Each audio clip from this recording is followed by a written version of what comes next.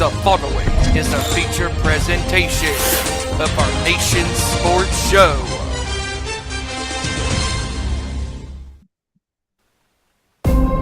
Week 11 in the National Football League is in the books. Tonight on the nation's sports show, we analyze all of the action from this past weekend. In Week 11, the New England Patriots continue to reign their dominance on the league this season, led by second-year quarterback Drake May. New England right now is 9-2 and continue to be at the top of the AFC East division. As the season rolls on, can Josh Allen and the Buffalo Bills go on a hot winning streak and catch up to New England? Only time will tell. Also in Week 11, there were some close games that went down to the final minutes of regulation. Some dominant victories took place as well, and defenses reigned supreme all weekend long. Tonight, we also bring to you the latest breaking news in the NFL, the NBA, and tonight, we bring to you our Week 12 prediction battles.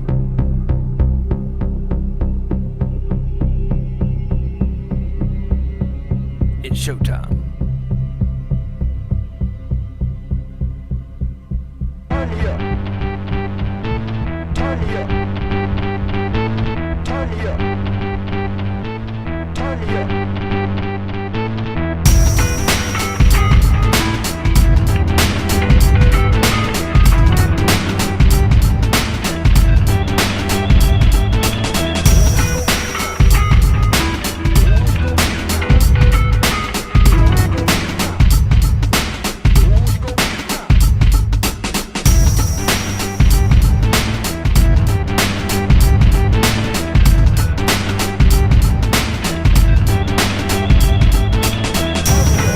Good up to the court, talking all that is sport, breaking down the latest news, scores, and more.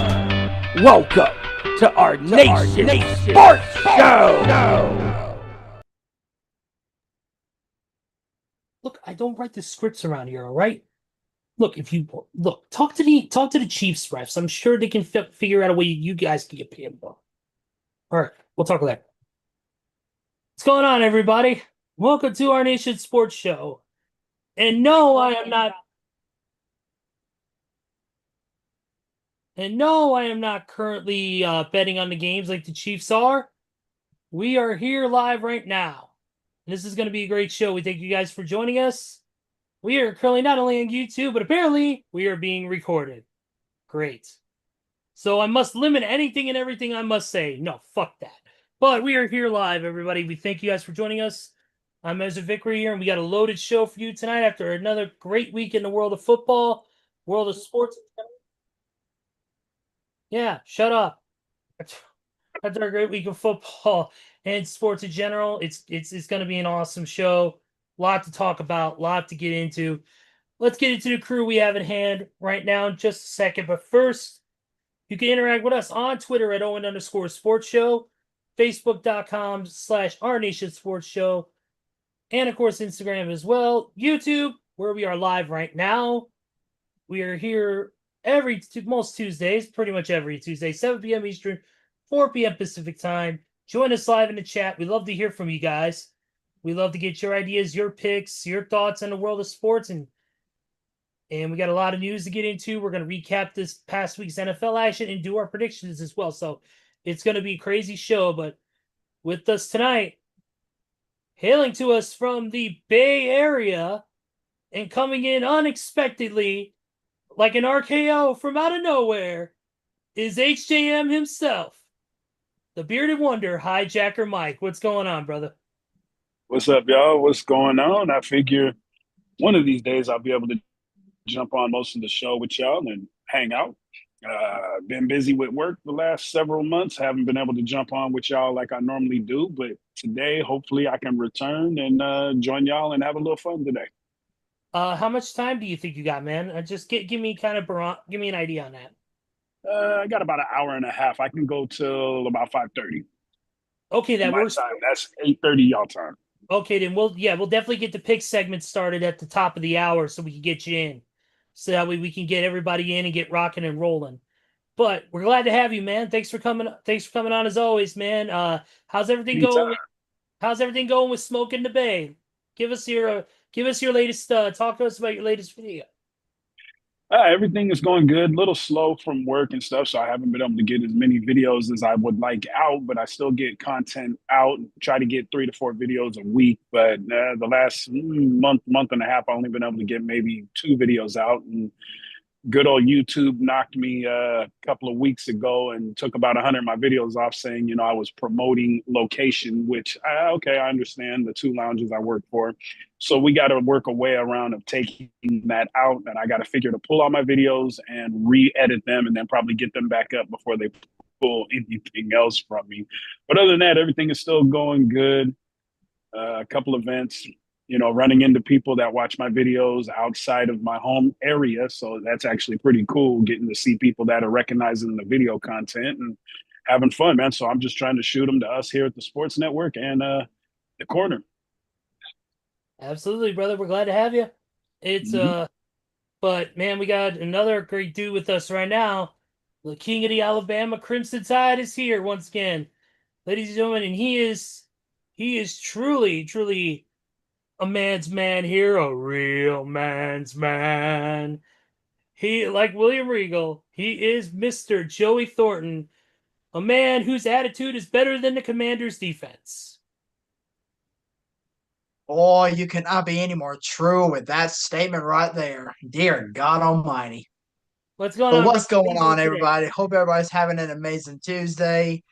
Yeah, it's great to be here. Great to have HiJacker on board with us for the majority of the show tonight.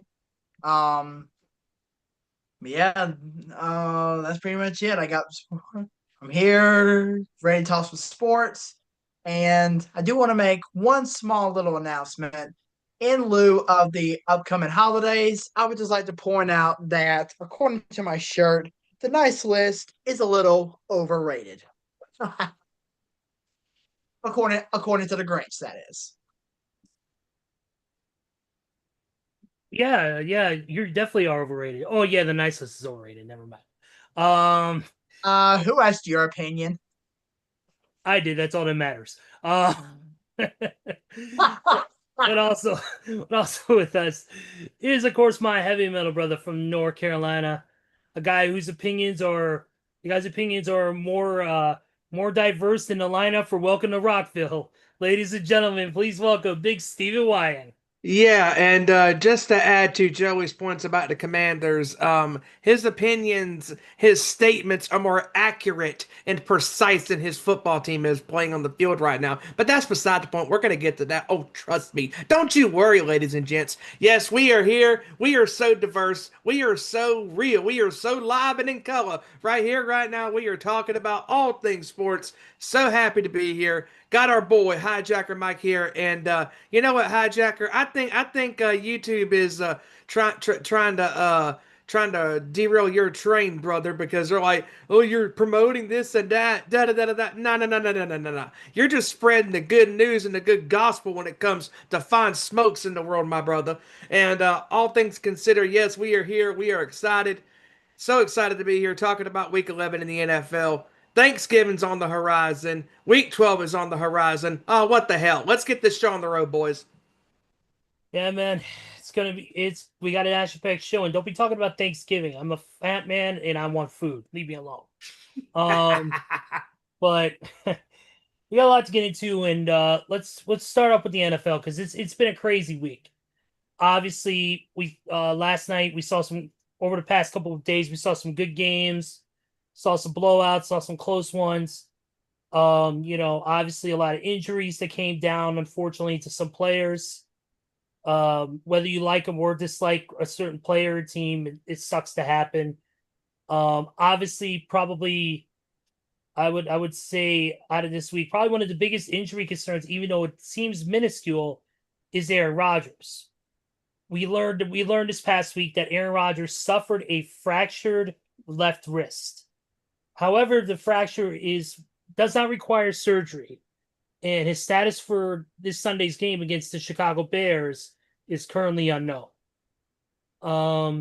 If Aaron Rodgers can't play, backup quarterback Mason Rudolph will be taking over the reins for this week.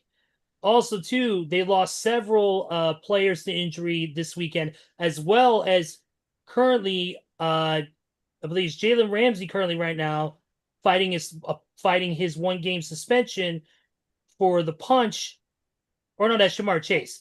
But Jalen Ramsey possibly could get suspended for that punch he threw at Jamar Chase after Chase had spat at him. So there's a lot of questionable variables with the Steelers coming up here, and we'll get deep into that game later. I mean, what are your thoughts on Aaron Rodgers? How big is this if Aaron can't go this Sunday for the Steelers? Do you think Rudolph can hold the reins down for the team?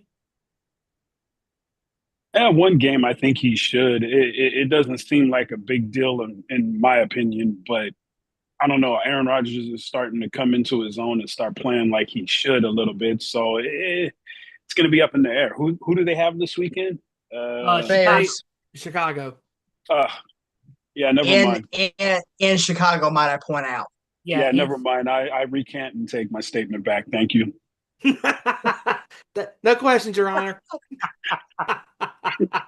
The defense rests, Your Honor. No, I mean, this injury is very significant for Pittsburgh, and this is coming at a very critical juncture in their season. And Pittsburgh has hit a very rocky, a little rocky road, if you will. With the defense and the offense not coming into their own at times. And I mean, Rodgers has had his moments when he is protected, and he's not getting banged around by the defensive linemen for the respective ball clubs like the Chargers and Cincy, the 1 week, and Cleveland especially. I mean, he's had a better season this year than he did last year with the Jets. However, that doesn't change the fact that he's Father Time is undefeated, and he's not putting up the numbers that he did with Green Bay, obviously, all those years during his MVP years, 5, 6, 7, 8 years ago. And Pittsburgh is hitting a very critical part of their season, because if they get a couple more losses, they could be on the outskirts looking in. And the reason why I say that is because 2 reasons. One, Baltimore is hot on their heels, and Lamar Jackson is back. Yes, he didn't have his best performance this past Sunday against the Browns, and we'll get to that. But Baltimore is a team I do not want to play right now if I'm Pittsburgh, because Baltimore is getting hot at the right time, and that is the one critical spot in the National Football League that people pay attention to, is who is getting hot at the right time. And if you can make it into the big dance, you can make some noise. And that is the one thing that if I am any team in the AFC, if Baltimore makes it into the playoffs, I do not want to play them as a wild card team.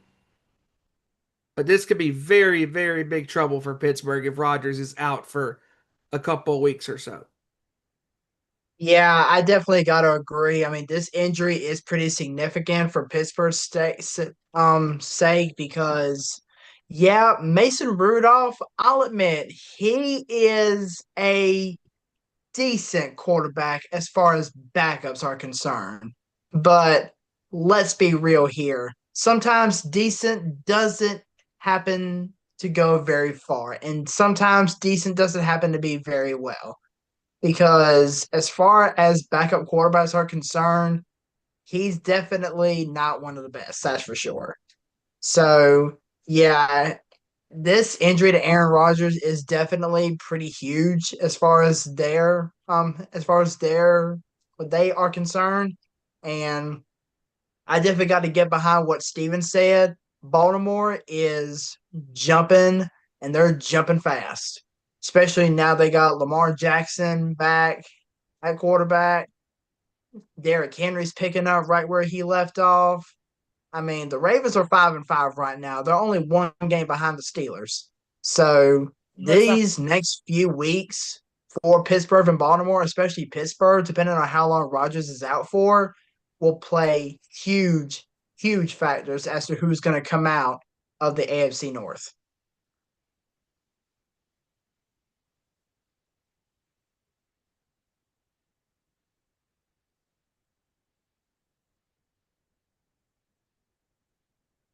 And also, I talked about when it comes to the what also could happen to Pittsburgh is if they go on a losing streak. If they don't win a couple more games, Mike Tomlin's going to be looking at his first losing season as a head coach.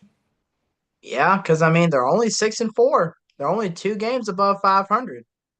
Two And the games above 500, and Steelers, Baltimore's a game back in the win and column. keep in mind the Steelers schedule doesn't look very promising from this point forward. No, it does not, including 2 matchups with Baltimore.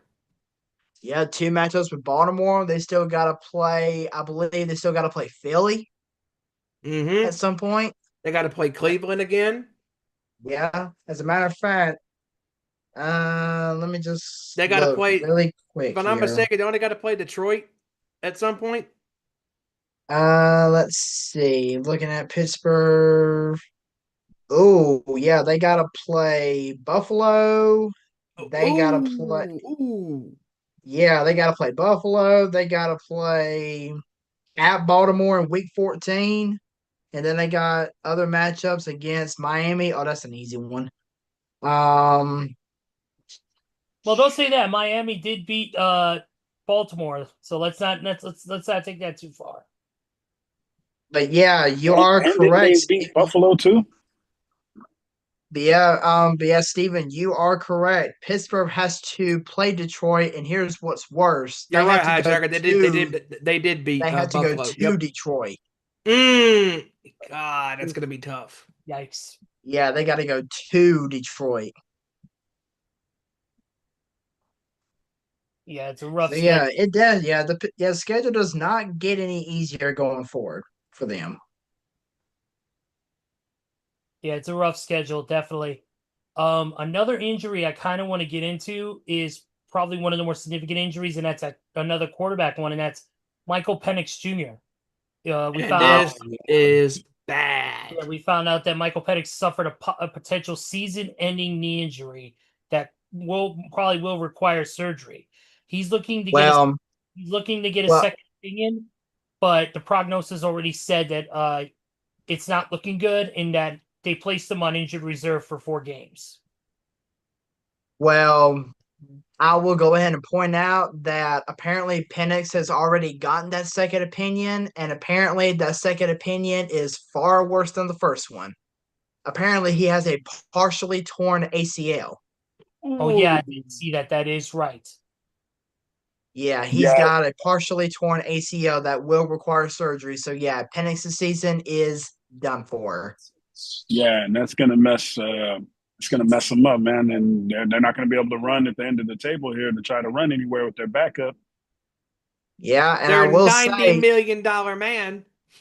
yeah, yeah, and I will say, you really got to feel for Penix because counting his college days and counting, of course, the short time he's been on the pros, the guy's only 25 years old. And counting this partially torn ACL, he has suffered not one, not two, but 3 ACL tears already at 25 years old. You really got to feel for the guy.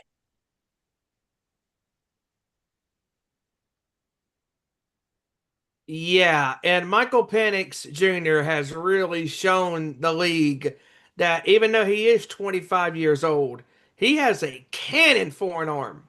Oh, he definitely does. And he can sling that rock. And Kirk Cousins is going to be in a world of trouble. And this does not bode well for Atlanta as the season winds down. And if you are the Carolina Panthers, this is your golden opportunity to get in line because they've already swept the season series with Atlanta and they're right behind Tampa Bay.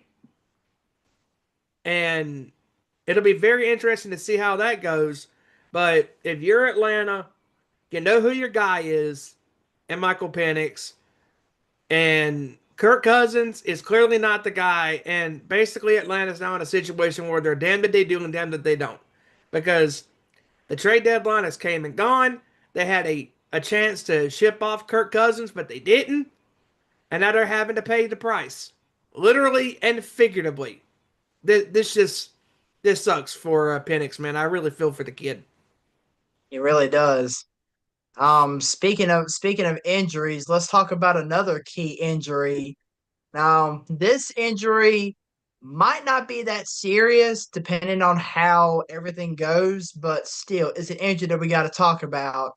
And that, of course, is the injury to Green Bay Packers starting running back Josh Jacobs. Well, it was reported today that Jacobs suffered only a bone contusion, so it's not as bad as everybody feared.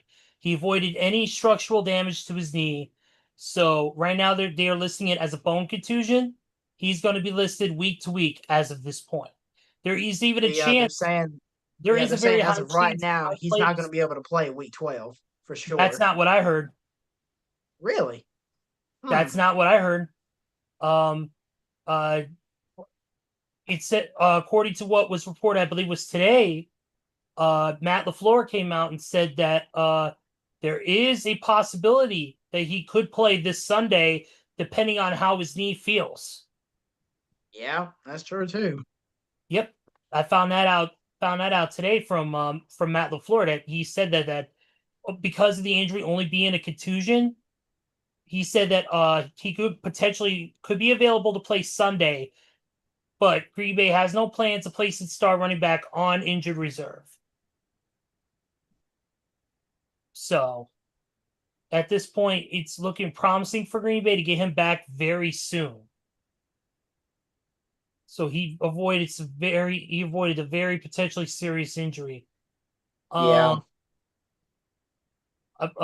Also, too, we got to talk about another devastating one, and that was Calvin Ridley. Yeah. Calvin Ridley broke his fibula and I believe dislocated his ankle. And he is going to be done for the rest of the year as well. I believe regarding Calvin Ridley, I was reading that it is a broken fibula. Yeah, it's a broken fibula. He's done for the year. I know Kevin's had that injury went back in his younger days of playing football back in the 9th grade. That is not it's a very gruesome injury, and it sucks. Yeah. Also too on the injured list now is Dylan Gabriel of the Cleveland Browns. Hence why Shedeur Sanders had to step in the third quarter. I mean, we'll get into all the games in just a minute here, but I just that happened as well. They lost Dylan Gabriel due to a head injury, due to a concussion. And speaking of concussions, also too, CJ Stroud will not play again this week due to not passing concussion protocol. Can I bring up one thing? Sure, man. What you got? Okay, I'm sure you guys watched Raw last night, right? Yes, sir. Yep. And I know where you're going with this. Go ahead. A few New York Giants were in the crowd. Yeah. Including Scatterboo. Scatterboo's sitting there shoving wrestlers, and he's on a bad foot. What's going on with this? Who knows? Shenanigans! Because you got one of the hottest, youngest running backs in the league out, and he's over there pushing guys his size around in the ring on the side there. And it's like, he looked like he wanted to go over the side, in my opinion. But it's like, I'm sitting there thinking, I'm like, doesn't this guy have a dislocated ankle? I think sometimes adrenaline is a crazy thing. And when you're in, and I mean, he's a nutso wrestling fan, and he even said in a tweet, he's looking for different avenues outside of football right now with him being out to be able to have fun and be able to do things that he wants to do. Obviously, the physicality is a different thing, especially when you're dealing with a dislocated ankle.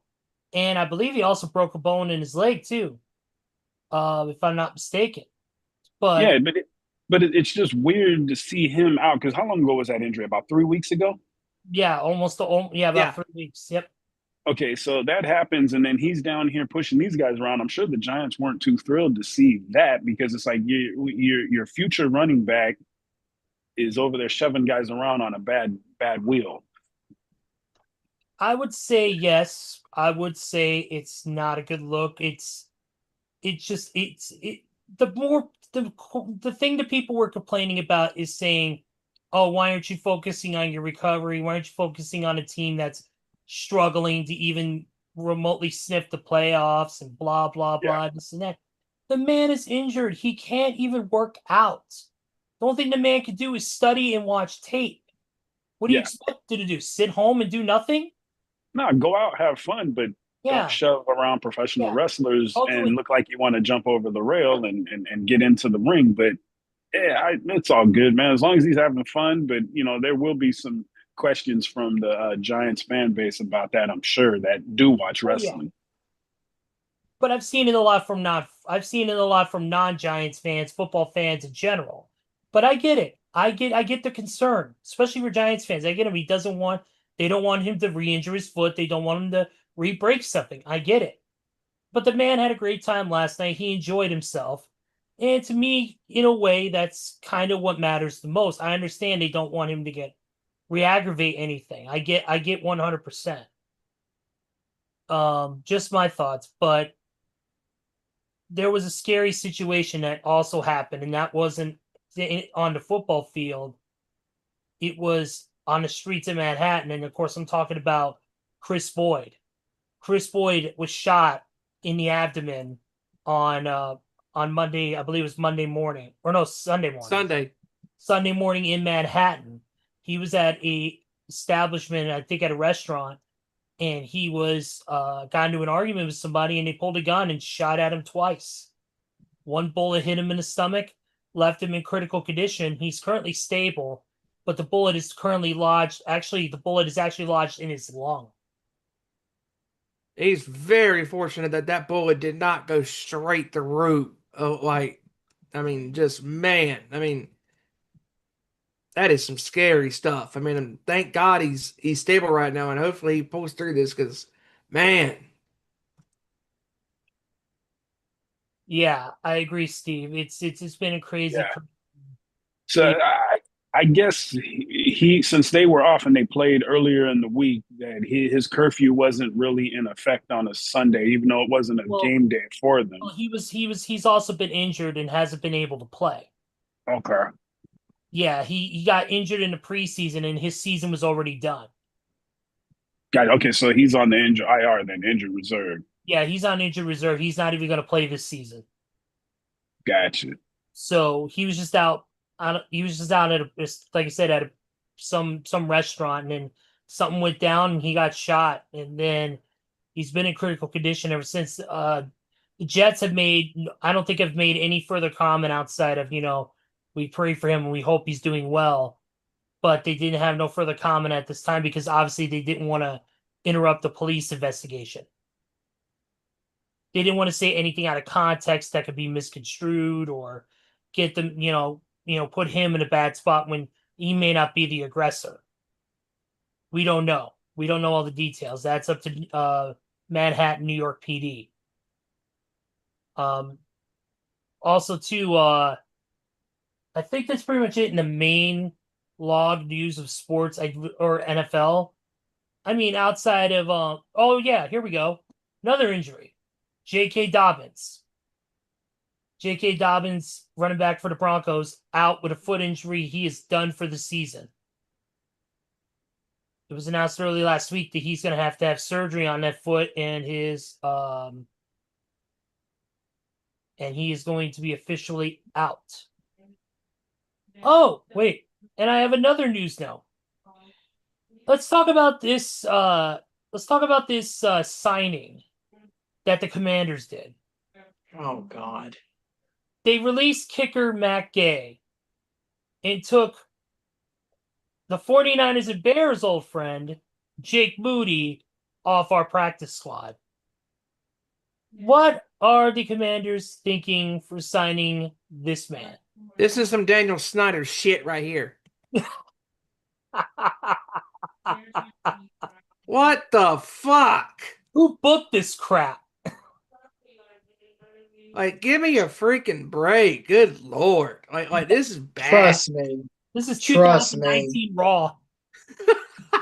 This is like McMahon throwing away the creative sheet for Raw, saying, damn it, we're doing something different. Okay, boss, you're running the show. Hey, Yeah, trust me. Trust me. If it were up to me, I would have said, listen, I know he just came off a suspension, but the guy still got a powerful foot. Why did we sign Justin freaking Tucker?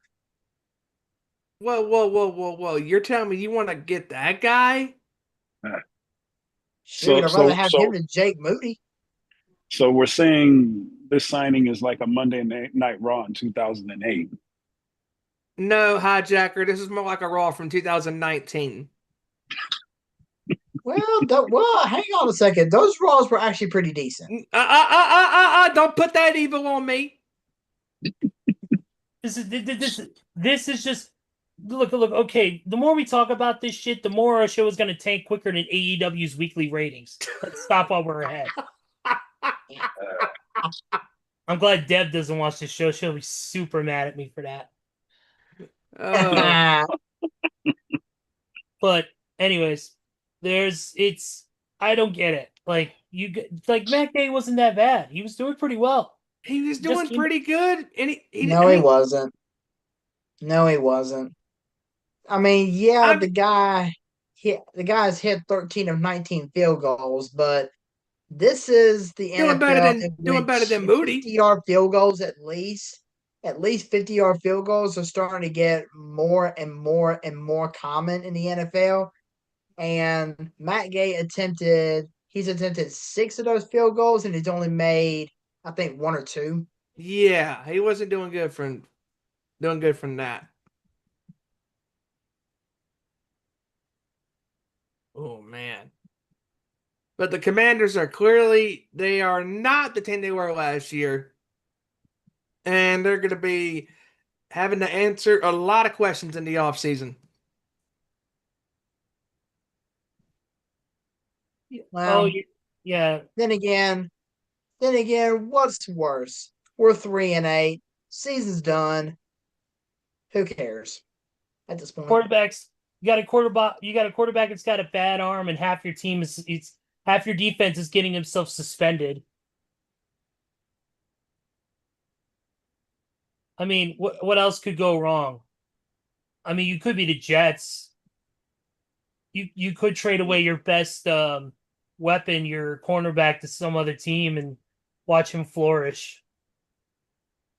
Well, I would say for Sauce Gardner's sake, he woke up. I mean, he went to sleep with a trash team and woke up as part of a Super Bowl contender. So it was definitely a win-win for Sauce Gardner. That's for sure.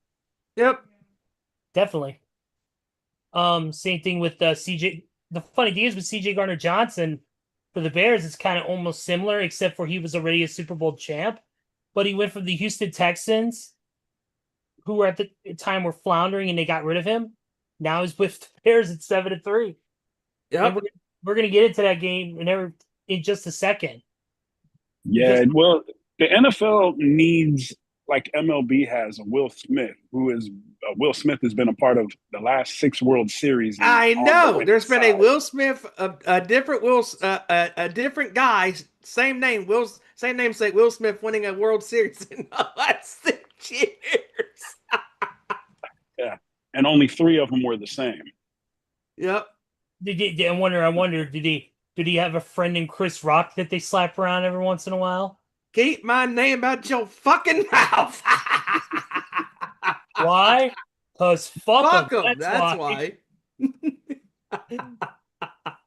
Steven, I can't believe you've done this. That's what I do best.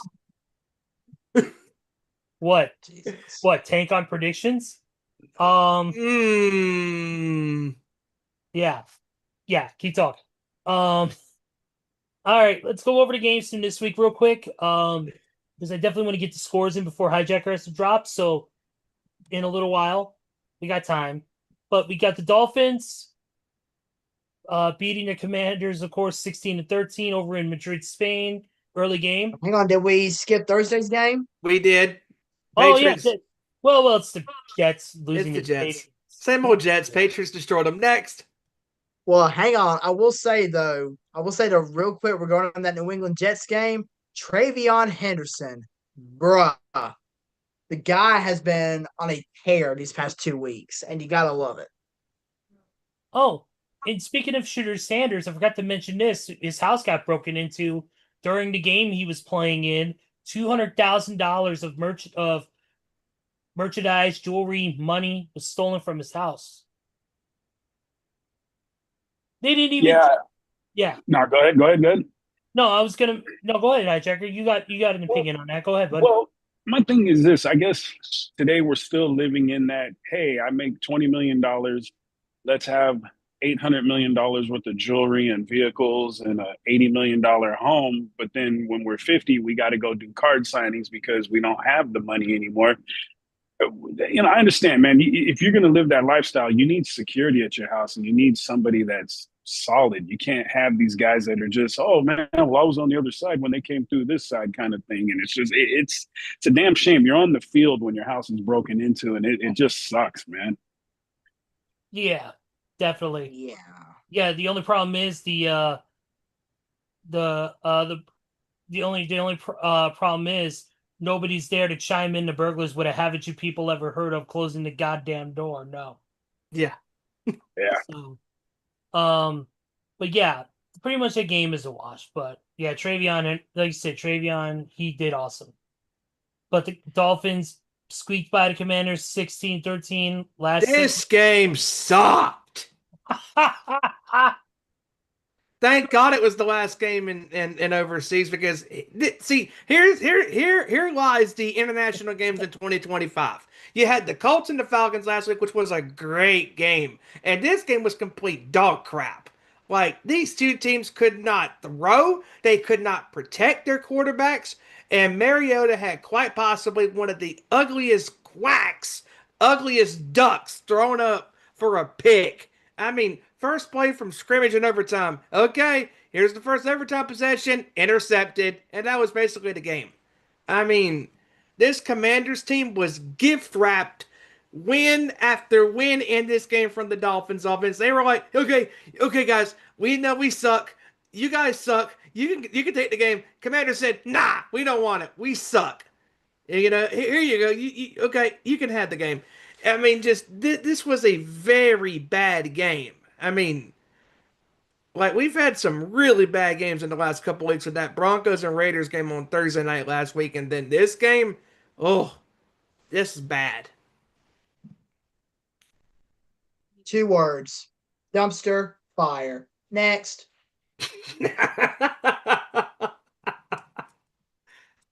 All right. How about this?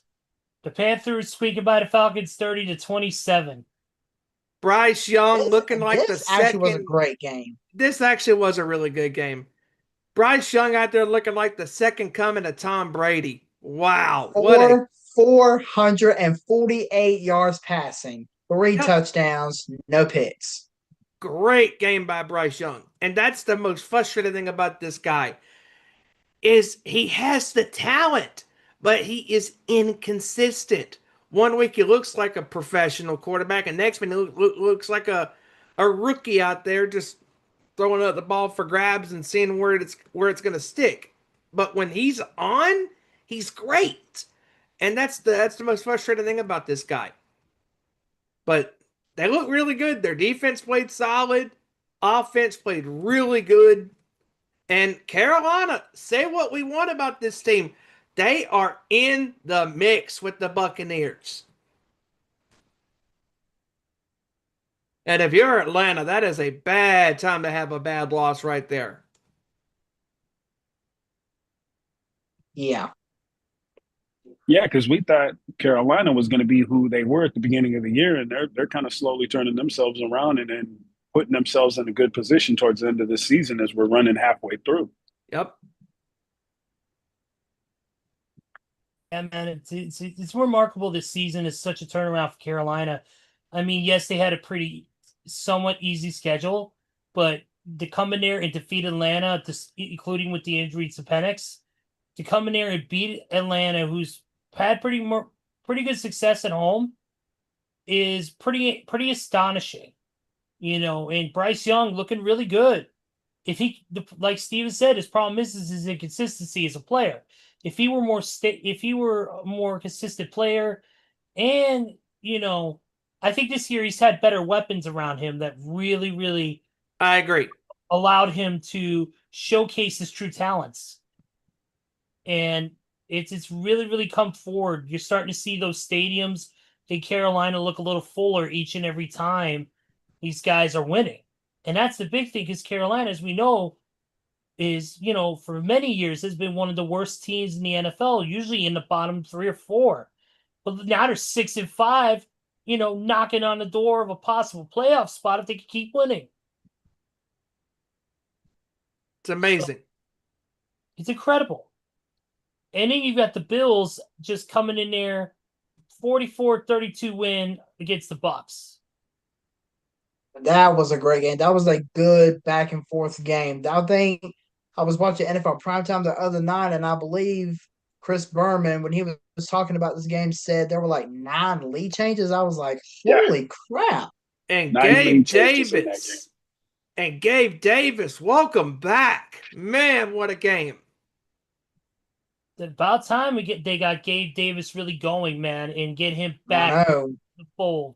Because to me, he was the secret weapon that had been missing. When they re-signed him this year, me and Steven both said at the beginning that this big motherfucker is the guy who's going to help bring the Bills forward into the season and get these big wins. Because he's such a big dude, but he is also a very nimble player. And finally, they got him going. And man, like when he is on that field, and he is a viable threat on that offense. And to me, he is the most credible home run threat on that team as far as wide receivers go, because he can stretch the field, he can go, he's tall, he can catch the ball in difficult spots, on the field. He's very aware of his, field awareness, and knows how to make possessional catches or deep catches. I mean, over the middle, slant routes. I mean, he's a very good route runner. And if he can continue to be in the stat sheets and contributing to this offense, this Bills team is not going to look back, and they're gonna surge ahead into the playoffs. He had 3 receptions for 40 yards in the game, so that's definitely a step up. Mm-hmm. Yes, sir. I think also too, I think too with the Bills, I think the bounce back, this was a really big, true bounce back win that they needed to get the momentum back in their favor. Because, since New England has been streaking. Yeah, New England's been streaking, and of course the loss to Miami was a huge, huge dagger there for a second. But the Bills are starting to look like the old Bills again. Like you said, Gabe Davis back in the fold. Josh Allen looking like MVP Josh Allen. He's, it's really, really looking like the Bills are back in true form. We'll see what happens. But how about this? Jacksonville absolutely walloping the Chargers 35-6. This game was crazy. Yeah. Justin Herbert and the Chargers couldn't get anything going, and Yeah. That's a game that the Chargers are starting to slip, man. They're starting to show us who they're not. Yeah, it's looking real bad, and the Jaguars right now record 6-4, not doing too terribly bad. These guys, I'll say that much. They're playing some pretty good ball. It's a matter of can Trevor Lawrence be consistent? Yeah, can Trevor Lawrence be consistent? That's the biggest question. I still can't take him serious. I mean, they had that ugly loss to the Texans last week where they blew the 19-point lead, got outscored 26-0 in the fourth quarter. I mean, the jury's still out on Jacksonville. I cannot take them serious still. Yeah. Yeah, but moving on in the next game is a game that took another 3 years off my life, so I'll probably be dead by 50. But and that's of course the Bears beating the Vikings 19-17. All I gotta say is two players. Cairo Santos, Caleb fucking Williams. The man, Cairo Santos, he got that 48-yard kick and by literally the skin of his teeth. but dude, and then Caleb Williams, his escapability. The man only had 2 sacks and had a 1.7 sacks per game total heading into the game against the Vikings. The man could not be brought down for the longest time. The man at one point looked like he was going to get crunched down forward, helmet into the turf. He somehow was able to slip out and get the ball off to Cole Kmet. The man looked like he was going to get tripped up. He spin moves, gets himself out, and is still able to get the ball out of his hands. Give it to This guy. Yeah. This guy just does not go down until that whistle is blown. I mean, he is a competitor. He's a warrior. He believes in his teammates. He'll go down swinging. And speaking of go down swinging, that's Ben Johnson. This guy is a leader, and we won't be able to play it here on the show. But Ez played me the audio that surfaced after the Chicago victory against Minnesota. The post game locker room coach's words to the team and giving out the game balls. And Ben Johnson, I mean, this guy, even though I'm not a Bears fan, HiJacker's not a Bears fan, and Joey's not a Bears fan, but we are, most importantly, we are fans of football. We are fans of great people that get great things that come their way. And Ben Johnson is a great guy. This guy eats, sleeps, and breathes football. This guy is a winner. This guy is full of intensity, integrity, and intelligence. Hey, it's the 3 eyes. I mean, what are we talking about, baby? It's true. It's damn true. I mean, Ben Johnson, how could you not want to go and break through a wall for this guy? I mean, run through a wall for this guy. I mean, he believes in his players. And even though Santos missed that field goal the last time, he said, you know what? I believe in you, young man. Go out there and do it again. And, and that is what makes winners, and that's what makes losers as well. And Ben Johnson is a winner, and Matt Eberflus is a big, fat loser. Because Eberflus did not have that same stoic intensity, on the sideline like Ben Johnson does, because Ben Johnson is such a great coach. There's a phrase that the Bears live by in their locker room, and that the team lives by now. Good, better, best. It's I believe it's good, better, best. Never let it rest till your good gets better and your better gets best. It is a great saying. It's a great line. And just hearing him after that victory and him talking to his players, just, my God, like, what a season so far for Chicago. Leaps and boundaries, way better than last year. They were in the mix last year and then went on that horrendous losing streak, including the game that they lost to Detroit on Thanksgiving, Day. And Chicago right now, as we sit here on this show on November 18th, 2025, they are in sole possession of number 1 in the NFC North Division. Yes, they are. And it's the first time since 2018 that we've had sole possession of first place. And it's awesome to see Ben Johnson, but there's a lot of other guys. DeAndre Swift, Kyle Monangai, who's been an absolute force. DJ Moore. I mean, Lutheran. Or no, David Lutheran III. Just an amazing cast of characters that they have on that team, which is why the Bears have been doing so well in that defense. Those takeaways. That's what the Bears are known for. That's why they're called the monsters of the Midway, because they're known for tackles, sacks, takeaways. That's what we had, and that's why the Bears ended up winning that game, even by the slightest margins. That's why we won that game. Ezra, tell me this. Yes. Your feelings from the start of week 1 until now, 12 weeks later. My feelings so far is that there's been some vast improvements, offensively and defensively. Special teams needs work. There's the defense has got to be more consistent. That's the one thing is I've seen that, especially in that last drive in Minnesota, and the issues we had against Joe Flacco in Cincinnati a few weeks ago. They have to be more consistent. They have to play all 4 quarters like it means everything. They have to play all 3 phases like it means everything.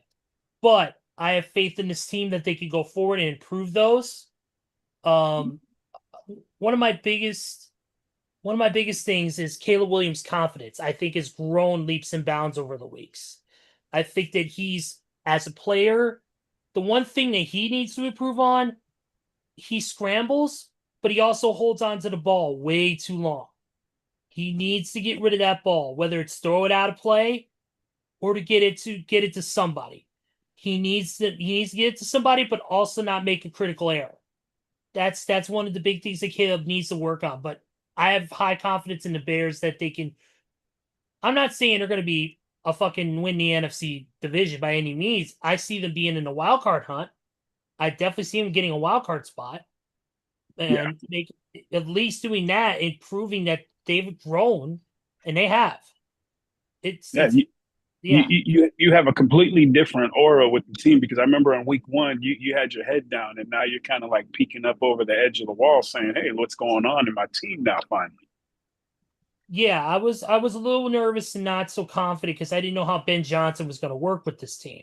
We knew how good he was with Detroit as an offensive coordinator. We just didn't know how to be as a head coach. After seeing those videos like Steven talked about, especially in the locker room, after the way he hypes his team up, gives out game balls, gives the team, and does that speech with that phrase I just mentioned, it's a whole different culture with Chicago right now. Ryan Poles was the guy who hired Ben Johnson, hired the offensive line that we needed to protect Caleb Williams, and getting veteran center Drew Dahlman, getting the key people we need on defense. And, yes, we've been banged up ourselves. Our defense has been severely banged up lately. Thank God we're getting Jalen Johnson back this week, who's been out for most of the season. He's going to be right there with C.J. Gardner-Johnson at cornerback. And it's going to be an amazing, amazing duo those two are going to be. Yeah. Well, do this for me, Ezra. Send a transcript of that to that former team in Oakland, and send some flowers to Geno Smith for me, please. I will absolutely do that. I will P.O. box that, and I will say, with love, HiJacker Mike. But I think, but wait, here's the problem with that, guys. I think even if that got tried to that former team in Oakland, I think it still would have gotten picked off anyways. Oh, where'd this come from? Oh, it was supposed to go to the Vegas Raiders organization, but it got intercepted just like Geno Smith's passes in the NFL this year. You gotta love more interceptions than touchdowns. Yeah, dude. Yeah, that's the same thing that happens to Jay Cutler all the time. He goes to throw his loaf of bread into the cart and gets intercepted by another shopper. All right, let's continue on real quick, guys. Let's get through these games quick because then we got to get to these picks. Let's see right here. Packers beat the Giants 27-20. Obviously, the Giants are the Giants right now. No head coach, losing Brian Dable, no Jackson Dart. Having to go to now Jameis freaking Winston. Doing what he does best, throwing interceptions. The crab meat convict, as I like to call him. I think he has the Geno Smith playbook. I think he does too. Oh, trust me, he does. And then you have the Steelers, of course, beating Cincinnati 34-12. Once again, part 2 of the Icy Hot Bowl, sponsored by Nariva.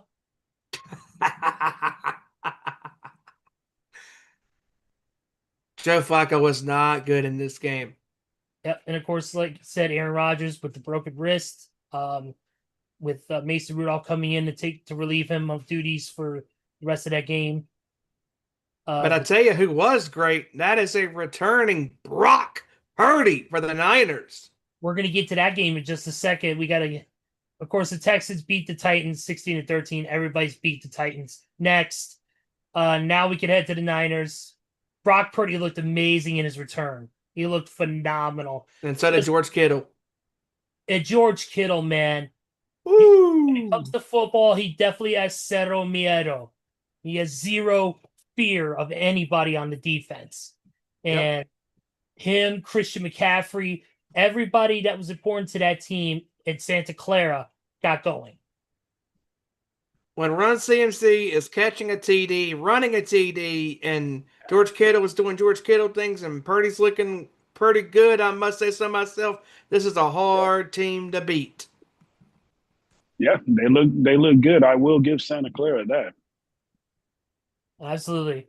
Yeah, so by the way, we've been calling it Santa Clara ever since you corrected us the first time. I've not. And see, since our boys on, we're being geographically correct and geographically honest if we're being honest with ourselves.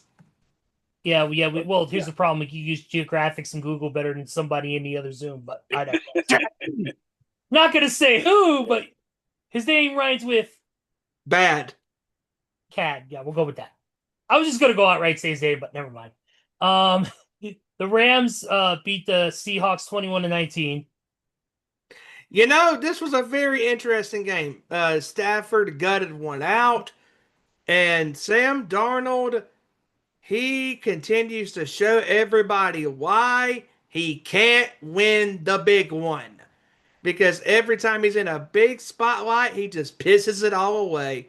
I mean, he reduced back to the factory of sadness, days of not just the Browns organization of their entire existence for the most part, but also of his god-awful play with the Panthers, with the Jets, with the Vikings against the Lions at a big spot last year. I mean, he was nervous throwing the ball. Like, dude, what are you doing? You got Jackson Smith and Jigba out there. You got Shaheed out there. You got all these weapons on your team. Fire that sumbitch. Don't be hesitating, because if you're hesitating, then you're going to throw a pick, just like Mariota did. Because when Mariota hesitated throwing the ball against the Dolphins, what happened? Intercepted. And there were times where Donald was not taking what the defense was giving him, and he was forcing throws. And when he was doing that, he was getting intercepted. And I'm not discrediting what Sam has done this year. He has had a really good year with the Seahawks.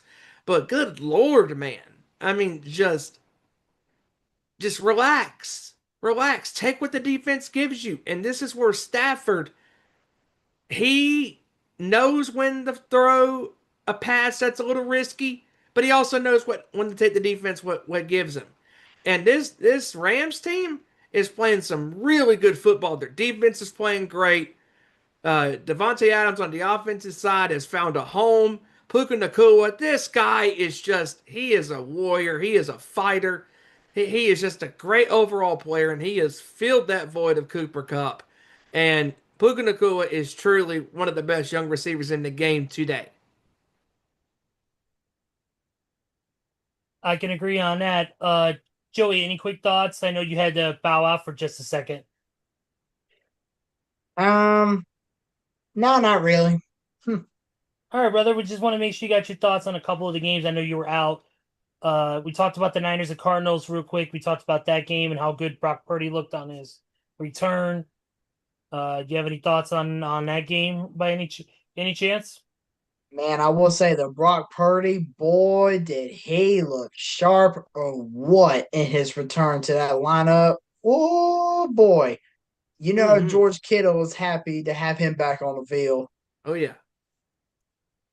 Yep. And what about the Rams and the Seahawks? Because that was a tale of two games, because the Rams looked like the better team in Seattle, especially with Sam Darnold. He regressed back to his older days of being inconsistent. Yeah. Not one, not 2, not 3, but 4 picks.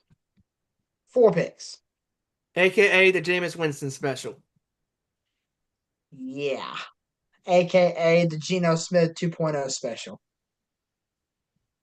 Oops, did I say that out loud about a current quarterback? Can I hey, can I take your order? Yeah, can I get 2 picks? Buy 2, get 2 free?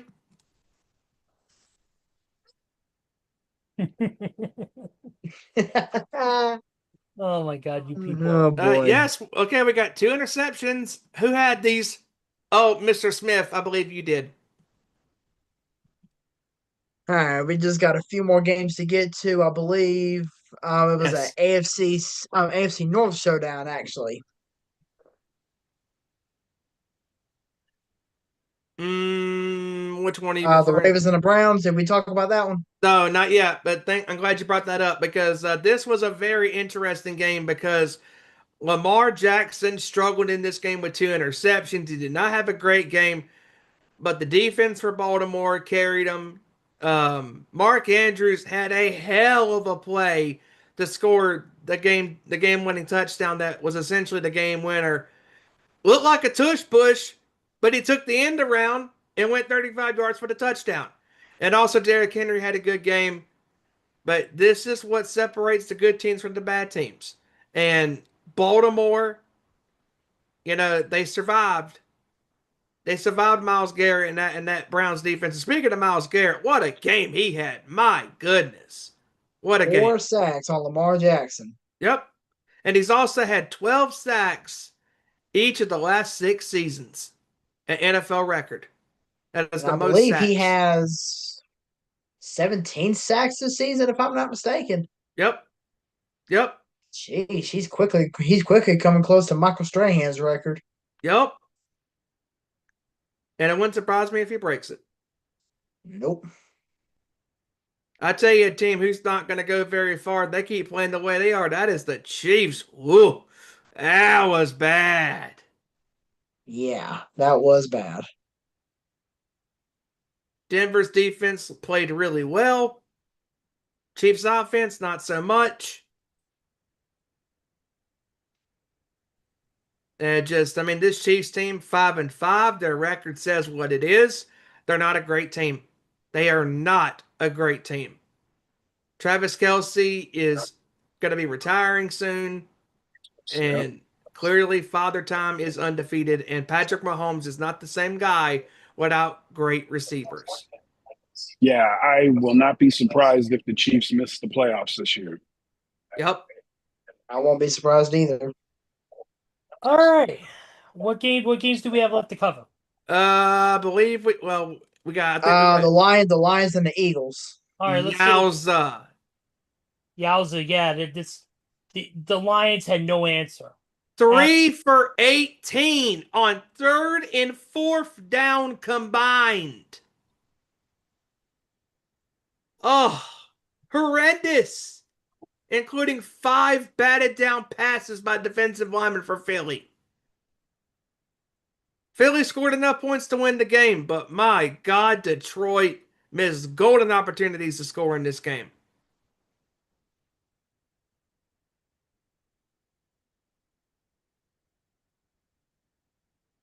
I will say though, regarding that so-called pass interference penalty, right that was garbage. On that Lions corner, that was garbage.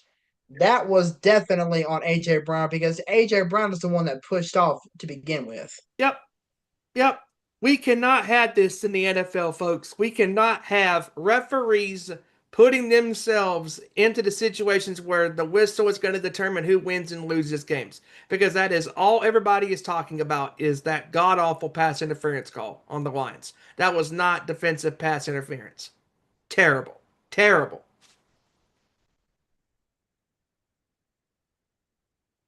And speaking of terrible, the Raiders, the drizzling shits.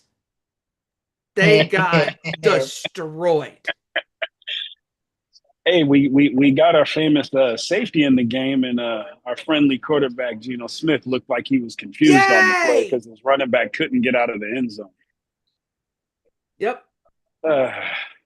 Thank God they're not in Oakland playing like this again. Oh wait, we were horrible for 20 plus years. Never mind. This is regular. Same old shit, different team or different city. Yeah, I think they have the curse of Al Davis. You know, like Boston had the curse of the Bambino. Uh-huh. This is the curse of Al Davis, leaving him in Oakland in his grave, turning about 50 times a week. Yeah. Very bad. Yeah, but at least his son's taking over as the crib keeper look-alike.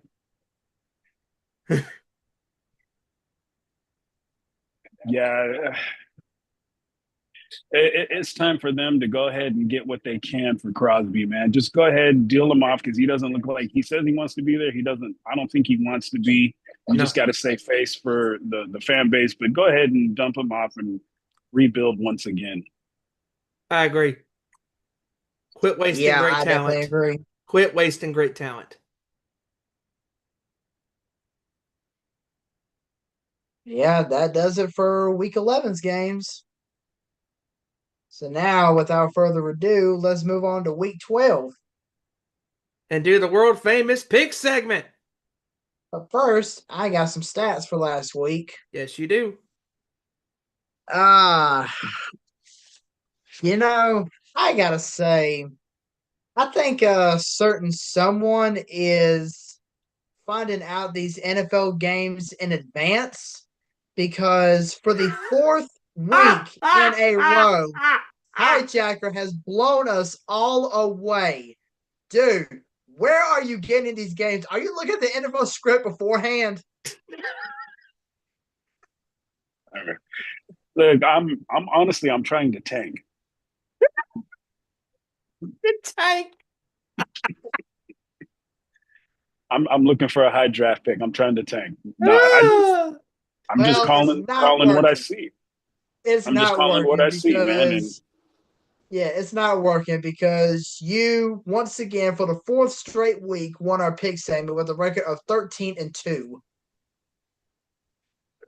yeah, I came in second with a record of 10-5. Steven came in third with a record of 9-6. Ezra came in fourth with a record of 8-7. And Kevin rounded out the list or rounded out the records with a record of 7-8. Wow. is this the first time someone had a under 500 or no? No, I had 6 and 8 last week. I sucked. Yeah, and Kevin's had quite a few sub 500s because he likes to take risks sometimes. He likes to go against the grain a lot. He's on that non Oakland roster. But I will point out that I do have Kevin's scores, and let me tell you, golly, his scores are great. His team name's great. His side notes great. So without further ado, let's get things started off. Since Ezra has apparently stepped away for a minute, we can get back to him whenever he gets back in. But let's get things started off with Week 12 with a Thursday night banger with Josh Allen and the Buffalo Bills going into Houston to take on the Texans. I'm going to get things started. I'm going to go with the Bills to beat the Texans in a pretty close game. Give me the Bills 27-23. Yeah, See. I'll jump on that same train. I have Buffalo 27-17. All right. Let's see. Kevin has the Bills in a very close one. He's got the Bills 23-21. Mm. All right, and I'm gonna go with the Bills as well, seeing as how CJ Stroud is not playing yet again this week. Yep. Davis Mills is okay, but Josh Allen is Josh Allen. So Yep. give me the Bills. I'm gonna go 24-17. Okay. All right, up next in Baltimore, we got Lamar Jackson and the Ravens playing host to the Tyrod Taylor, not Justin Fields led New York Jets. I don't give a damn who the quarterback is. Same old Jets. Give me the Ravens outright 30-10. Whoa. Yeah, Baltimore 31-19. I think the Jets will get some points on the board, but it's not going to be enough. Somewhere in there's a safety. Just saying. Yeah, give me the Ravens outright in this one as well. I'm gonna go 34-7. Mm. And Kevin has the Ravens. Here we go. He's got the Ravens over at the sack of monkey crap in New Jersey, 30-11.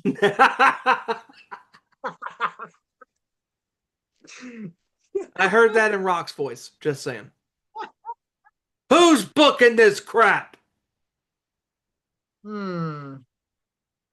All right, up next, we have the Aaron Rodgers list Steelers going into Chicago to take on the Bears. All right, I'll jump on this one. I do have Chicago winning this one 21-18, but Ooh. Pittsburgh is 1-12 going into Chicago for their career.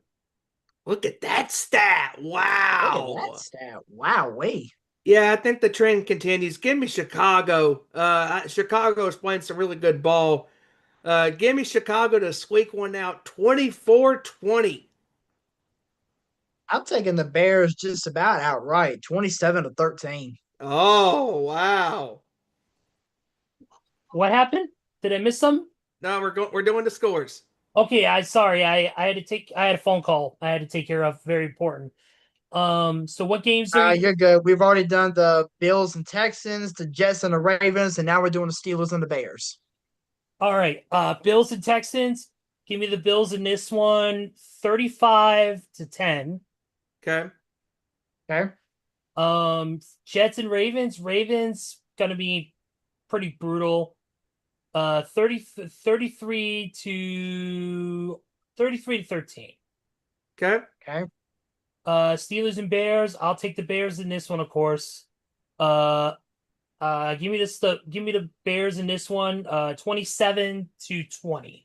Oh, almost similar to my score. I had 24-20. All right. And Kevin has the Bears over the Pittsburgh Stealing wins 30-20. Stealing wins. Lord have mercy. All right, here we go. Let's Very rock. clever. All right. Next game is the New England Patriots and Cincinnati Bengals. Cincinnati, I am sorry. You are fucked. Give me the Patriots outright 34-6. Oh, damn. Drake May's gonna have a career day. Give me Yeah, this is going to be a great game for Drake May. Yeah, Drake May's gonna have a career day. Give me this one 37-14. Yeah. Yeah, New England 30-16. Ooh. Okay. Oh. Okay. Give me the Patriots as well. I'm gonna go 34-14. Okay. And Here Kevin we go. has the Patriots over the Bengals 38-17. But his side note, dear God, let's see if you guys can catch this reference. Since Jamar Alito, Caribbean Cool, is suspended one game for spitting on Ramsey because he wasn't cool. Arlito. I spit in the face of people who don't want to be cool. Well, as big as that loogie was, it looked like he might have had apple in that spit. That's not cool.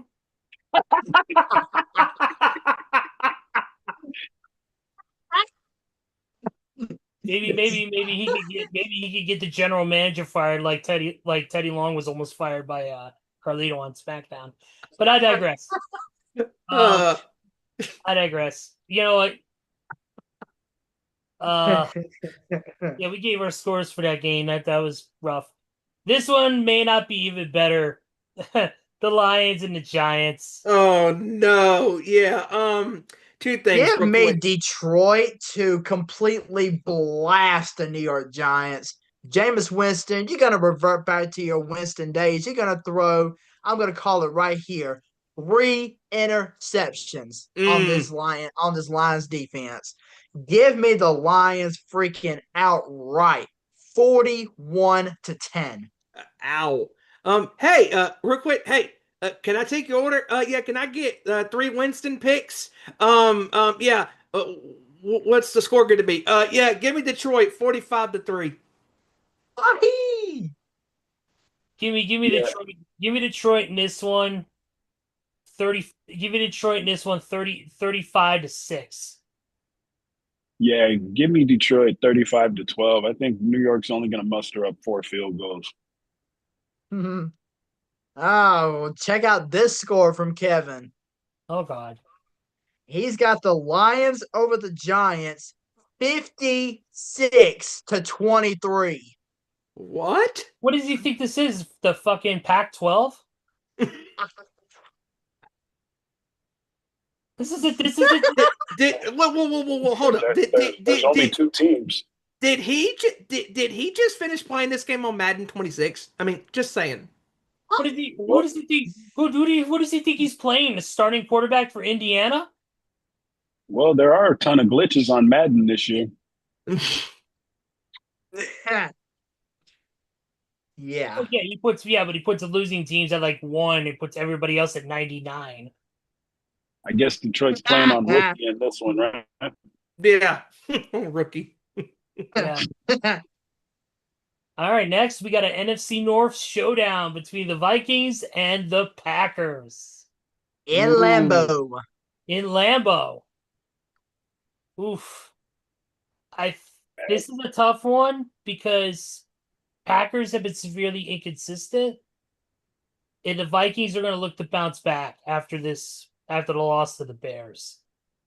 JJ had a rough game this past week. He did not look good up until that fourth quarter. Yeah. So I'm going with Packers in this one.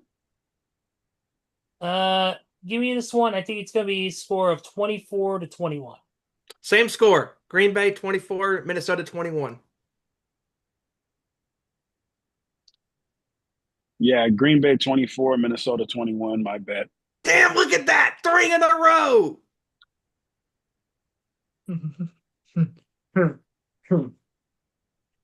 Guys, can I make it 4 in a row? Yes. 24-21. That was literally the exact score I was thinking of. Wow, look at that. Ding, ding, ding, ding. I know Kevin doesn't have that because this score's going to be out of fucking whack. We know this already. Well, actually, his score is actually not that bad. I will say his team name is pretty good, though. Okay, hand it over. Let's go. He's got the Jordan Doesn't Love You Slackers over the Vikings 20-17. Jordan doesn't love you slackers. That's actually really good. That's one of his better ones. Slackers. That's one of his better ones. I'll give him that. I love the slackers. Next one is the Colts and the Chiefs. Ooh. I honestly can't believe I'm saying this, but this one is surprisingly going to be tough, seeing as how the game is in Arrowhead. I'm gonna roll with the hot hand. I'm gonna go with the Colts. Give me the Colts in this one.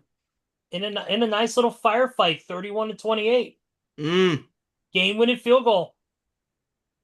All right. Yeah, give me the Colts. Give me the Colts to absolutely outslug the Chiefs. Give me the Colts 34-30. I like that.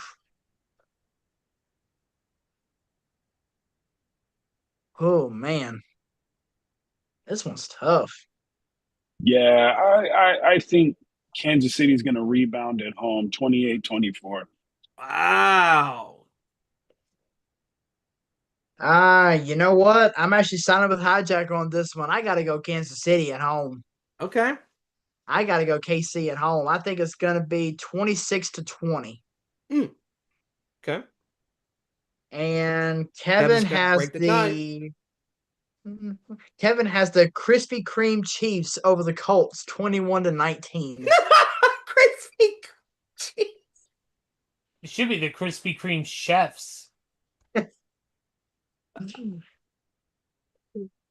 That was pretty good. Good Lord have mercy. All right. Moving on. Moving on, we go to the Seahawks taking on the Titans. Good lord. Okay, this is the week where Seattle bounces back and absolutely stomps this so-called professional football team into oblivion. Give me the 12 men over the Titans. Give me Seattle 30-0. Whoa. Give me Wow. Seattle in this one 27 over the we'll never remember the Titans 3. Yeah, give me Seattle 25-17. Oh, Give me Seattle as well. I'm gonna go 27-10. I'll give him 10 points. I'm feeling generous. Fuck you for being generous. And Kevin has the Sea Quacks over the Pee Wee Titans 24-16. Sequax. Or the Sea Chickens, as I like to always call them now. Next game is the first 4 o'clock game if you're on the East Coast. So let's look at it this way. And that is the Jacksonville Jags taking on the Cards. This is a very odd game. Yeah, I'm gonna get things started off with this one. The Cardinals have not been the same since Mr. Call of Duty has been on the shelf. I mean, Jacoby Brissett, he does deliver good games every now and then, but Jacksonville just I would say Jacksonville's just a better looking team right now. So give me the Jags in this one. I'm gonna go 23-14. Yeah, give me similar score. Give me Jacksonville in this one 23-16. Give me Jacksonville in this one 23-10. Yeah, it's Jacksonville 28-21. All right, and Kevin has the Jaguars over the Dumbbirds 26-10. Dumb birds. Well, at least we know Kyler Murray's currently enjoying Black Ops 7. True.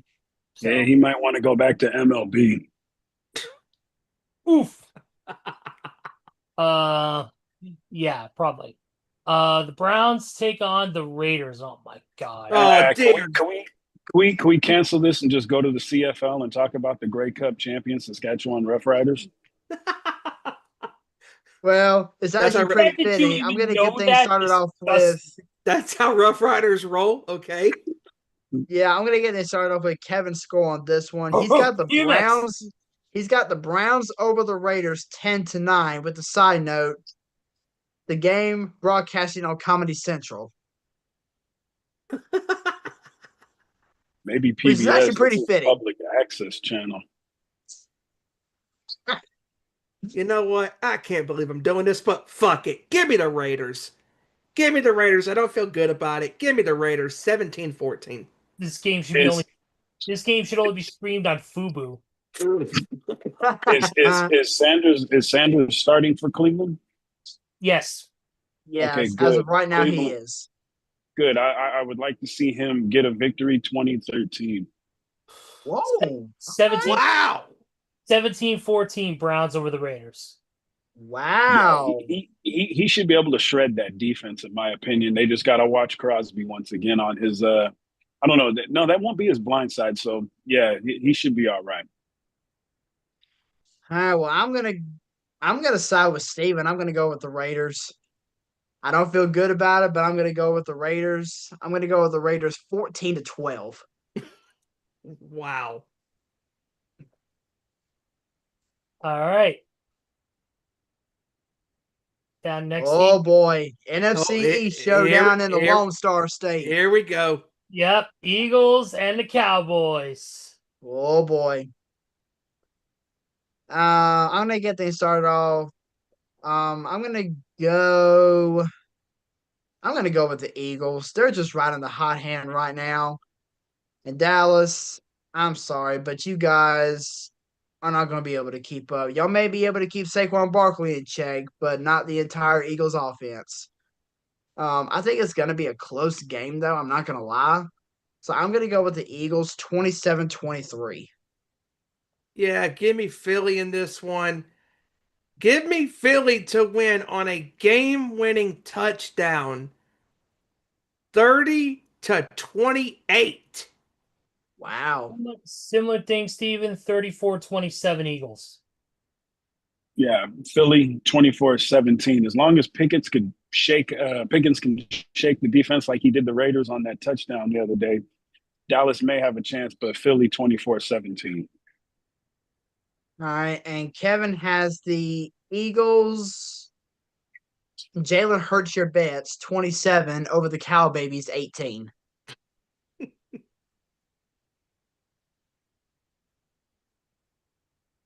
All right.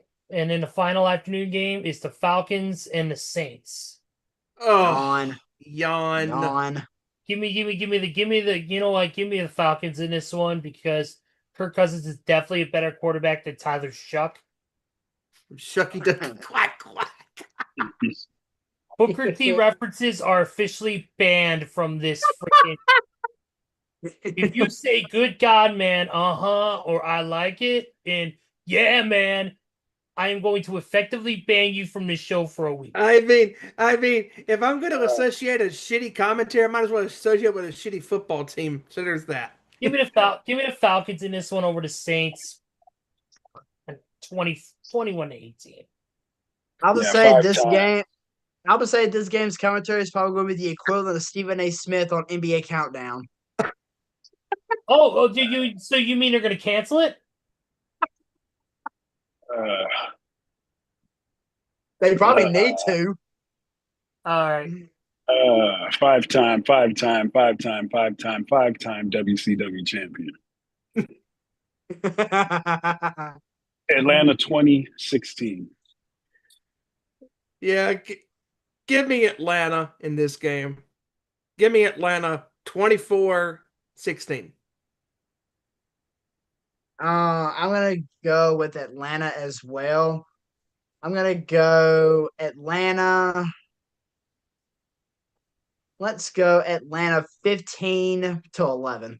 Wow. You got a safety in there? Couple of them probably. A Yep. couple of them, yeah. And those are gonna be mercy safeties. They're just gonna give them up. HiJacker is the leader of the safety committee. Fun fact, I have friends that are in a band called the Safety Committee. Do you like their boots? Oh Lord. But Kevin is going just about the exact same score as HiJacker. The only difference is he's going with a different team. Whoa. He's going with the Saints over the Falcons 20-15. The Aints over the flightless birds. Uh-huh. All right, Sunday Night Football, ladies and gentlemen. Oh, this is going to be a good one, buddy. Yep, Rams and the Bucks. Good God Almighty. This is going to be a good one. So I'm going to get things started off with Kevin's score. He's got the Lamb Chops over the Bucks 23-22. Nice score. Love it. Give me the Rams in this one 26-23. I got the Rams 30-27. Almost the exact same score. 27-24 Rams. Yeah, Rams 30, Tampa Bay 27. This will probably be one of the better games of the day. I got the exact same score as HiJacker, but I got it in overtime. 30-27 Rams. Okay. And then finally to end it, Monday Night Football, the Panthers and the Niner gang. Did you get yours? In Santa Clara. Yeah, I did. I said 26-23 Rams. Okay. Yep. Yeah, the 49ers and the Panthers in Santa Clara. Oh, Yep, man. yep. Bang, bang, Santa Clara gang. 35-16. With a safety. 2 touchdowns and a safety. For Carolina. For Carolina. The San Francisco, I'm sorry, Santa Clara is going to be pity and just say, hey, we'll give you 2 points at the end of the game to run the clock out. Yeah. Kevin has his 49 IRs over the Kitties 37-13. Yeah, give me the Niners to beat the Panthers. this is going to be a bloodbath. This is going to be bad. Give me the Niners 34-14. Yeah, this is going to be like a 90s chair shot. It's going to be real. Ooh. Yeah, Brock Purdy is back for the Niners, so give me the Niners outright. The Panthers, they may have a winning record right now, but speaking of which, before I give my score, I found out an interesting stat about the Panthers this year. Oh, What's They that? are 6-0 in games where they've won the coin toss, but 0-5 in which they've lost the coin toss. what an interesting stat right there. But yeah, give me the Niners to win this one though. I'm gonna go 34-17. Okay. Yep, give me the Niners in this one. I'm gonna go a little bit of a closer score though, because I think Carolina is gonna surprise a lot of people. They already have. They're gonna surprise me more in this game against the healthy Brock Purdy and an offense that's really gotten itself back together. Give me the Niners in this one. 31-26. Oh wow. Yeah, All all right, I and know that'll do it. this game's going to just mess up my drive home because I got to drive past Santa Clara from my job in San Jose, so I'm going to be stuck in that traffic. But that'll do it for week 12. Yes, sir. Week 12 is in the books. By the way, teams that are currently on bye this week is Denver, the Chargers, the Dolphins, and the Commanders. All on bye this week. We are getting Thank down. God. Yeah, the Chargers We are going need to this need that bye bye. week now more than ever. Yeah, the Chargers are going to need that bye the way they've been playing lately. Yes, absolutely, man. Kind of sucks for Denver though, because usually when teams are on high, yeah, you want that week off to get healthy, but sometimes when you're on a roll, man, you don't want to take that week off. No, you don't, because you want to be able to keep the momentum going. You want to be able Definitely. you don't want to sit there and stall, because sometimes when you do that, that leads to a little bit of complacency. And not only that, but it also hurts your team because you're sitting there. I mean, obviously they're working out. They're working out, doing drills, running plays, getting everything set. But that's still not, being on the field and playing a game. It's like they Yeah, say. It's like they say with wrestling. There's a difference between training and a difference between being in the ring in front of 20,000 people. It's a similar thing.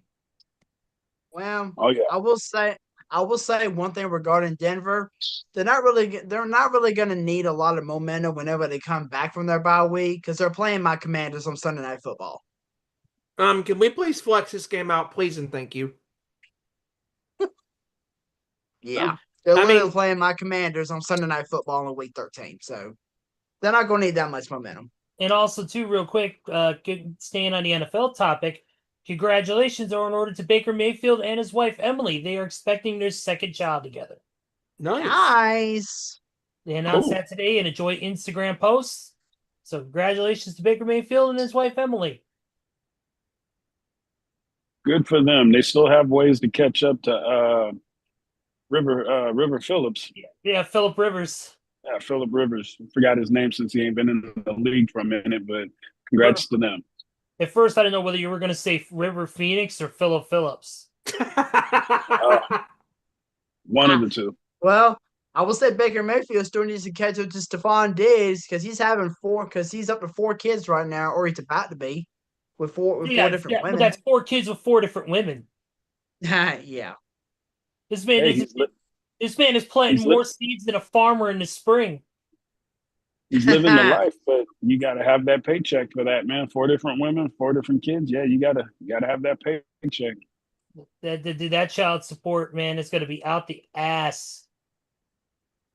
Yeah. But But go ahead. again, can't nobody pass Nick Cannon with his 17 kids. Good thing my buddy Jeff is done having his. He's had 6 already. Ooh. Good grief. Damn. He's got his own. He's building his own Fast and the Furious cast for Fast and Furious 50. He's also building his own basketball team, slowly but surely.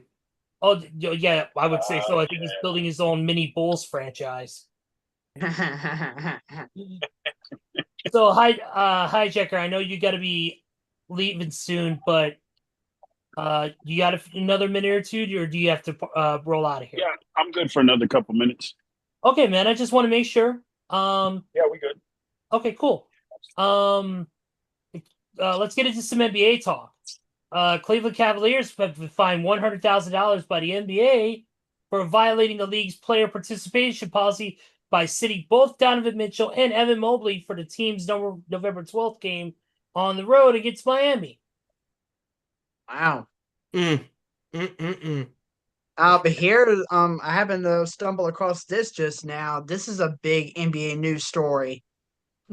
Milwaukee Bucks Giannis Antetokounmpo suffered a low-grade left groin strain and will reportedly miss 1 to 2 weeks.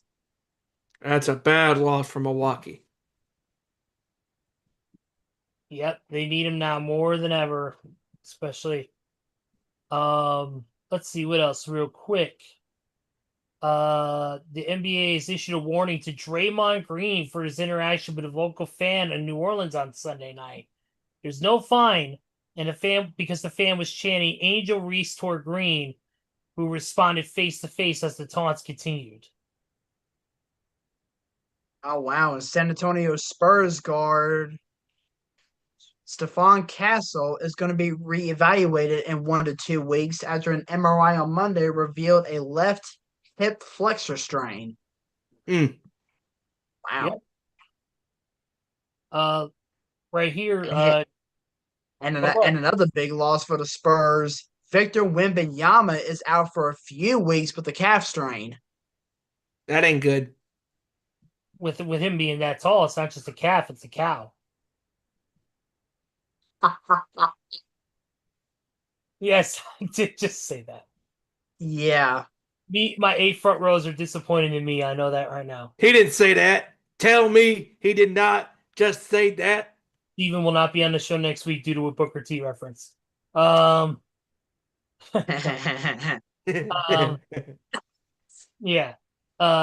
Right here's another one. Derek Jones Jr. suffered a sprained MCL in his right knee and will be reevaluated in 6 weeks. Of course, he's the Clippers forward. He's right now averaging a career high 10.9 points per game prior to the injury. Oh, and how about this? Tonight, whenever the game tips off at 10:30, we can see LeBron James playing his first game this season. Yep. And who would have thought the Lakers would be having a really good record without LeBron and the lineup? But 10-4 without him. Here we are. Listen to this. Anthony Davis will miss at least 7 to 10 more days as he rehabs from a left calf strain. But man, how about the start that Oklahoma City is on right now? They are 14-1 right now. Yeah. NBA champs have come out and they are fucking swinging, dude. They are just hitting knockout after knockout after knockout. This team. And keep in mind that their big man, Jalen Williams, has not played a single game yet. So wait until he gets on the floor.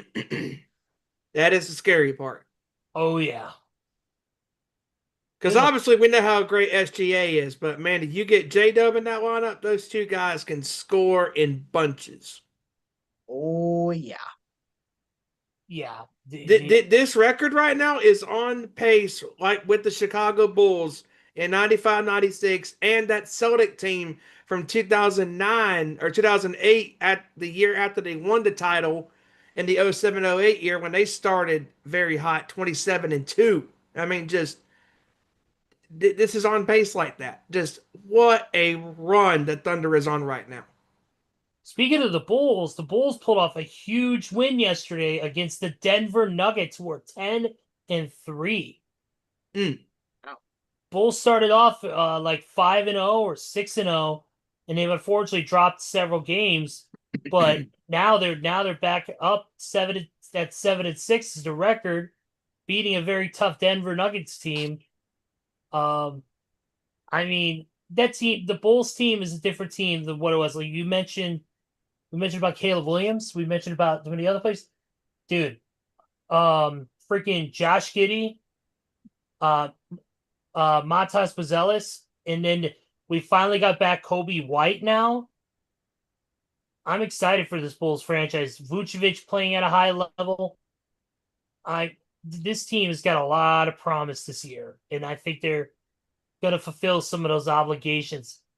Like same with the Bears. I don't expect them to go deep into the playoffs, but I expect them to make some serious waves and put a lot of teams on notice. So, All right, y'all. I got to get ready to jump. HiJacker, All right, dude. Great job, man. For the pick Yeah, segment. great job, HiJacker. Great. It was great to have you on the show this week. Yes, sir. Yeah, it was good to be back with you guys. It was good to basically be able to jump on you guys with the whole show. Hopefully in December, I might be able to throw a couple more, but we'll be busy again at work. So I may not be around for a couple of weeks on the picks. So I will send them in like I usually do. That's fine, All brother. right, sounds good. All right, guys. You guys have a good rest of the show. Like I said, people want to reach out to me, Mr. Mac, HiJacker Mike on Twitter. You can hit me at HiJacker Mike on Instagram, and you can also follow me in my Smoking the Bay if you are a cigar aficionado. Absolutely. Definitely give that Smoking the Bay a follow. It's definitely worth that. You're learning a lot about cigars and the different flavors and brands. If you're into that type of stuff, Yes, definitely check it out. HiJacker, once again, thanks for joining us, brother, and we'll hopefully see you soon. Appreciate you guys. You guys take care, and we'll catch up with you next week. Sounds you good, too, brother. dude. Yep. All right, y'all. Man, that was great having our boy HiJacker back on the show with us. Mm-hmm. Awesome time doing the pick segment with him live and in person this time. Always a riot.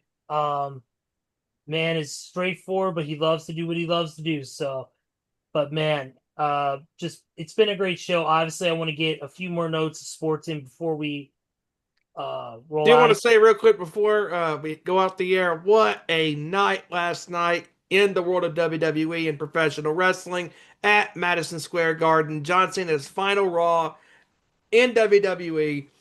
What a raucous crowd in the Garden, and they were just loud, really loud. I mean, literally, John Cena's last match, the returns of Roman Reigns, Brock Lesnar, and AJ Lee.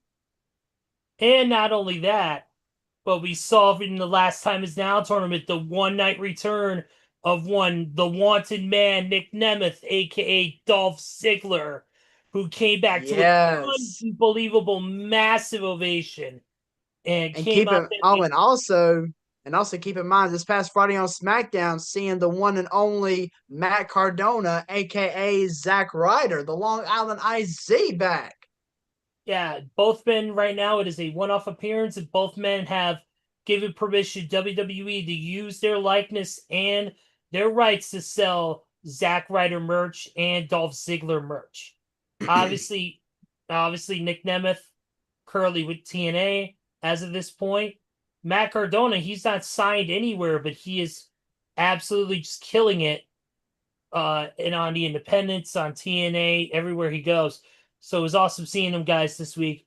Also, got to mention Javon Evans having his breakout performance against the Regeneral, going through also what a match after having no surgery. You know, and I will say about Javon Evans last night is a kid from North Carolina went out there in front of a very, very intense New York crowd and turned that crowd around. The crowd was heckling him for the first 10, 15 minutes of that match, but once the match got going, man, he turned that crowd on a literal dime. Like, they were behind him in the match, and they were chanting, "This is awesome," and they were fully behind the match, and Gunther made him look like $1 million. Yeah. Yep. And also, how about a huge congratulations to the Alpha Academy's Maxine Dupree for becoming the new Women's Intercontinental Champion last night. Wow. Yep. Absolutely, man. Congrats. She's worked her ass off in the dungeon with Natty, and it's shown she's improved leaps and bounds compared to what she was 2 years ago, being, a valet for the maximum male models. Now she's a true proven pro wrestler. Yes, she's still got a lot of work to do, but she's gonna be eventually a force, and I'm excited for her. And um, by the way, just announced. Hold on, let me listen in. You're watching the college football rankings too? No, NXT. Oh, yeah. I'm watching the college football playoff. Hopefully, they'll announce the top 12 here in just a minute.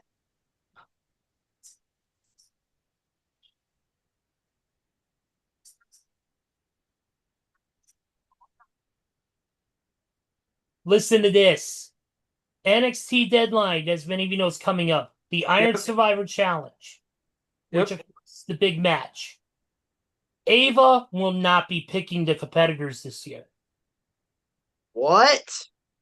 This year, picking the competitors will be the never seen 17 last No. field champ, Wow. John Cena. No.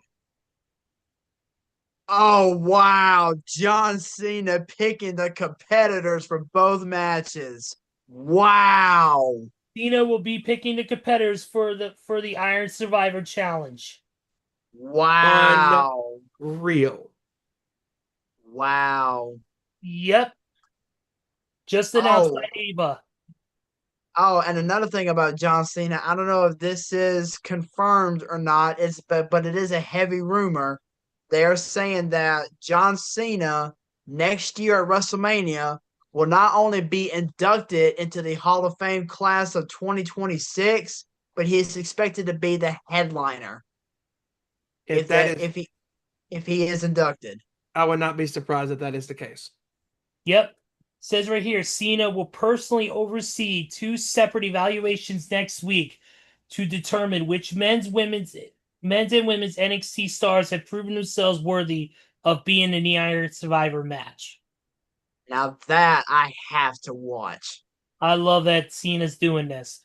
But also getting back into the sports world, because I definitely want to finish up on a few other things. There was some slight news. Obviously, we had, Golden Glove winners and all this other stuff. We had a lot of different awards given out this past week.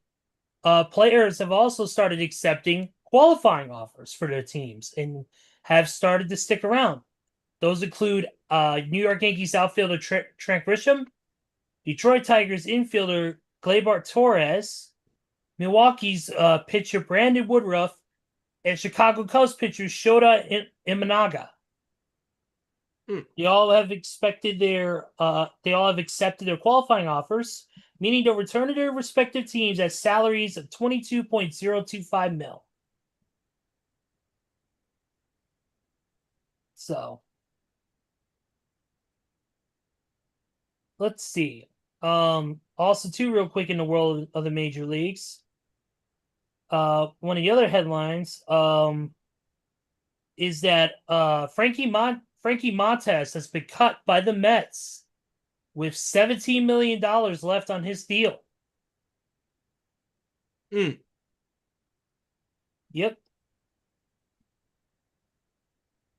Let's see, real quick also as well.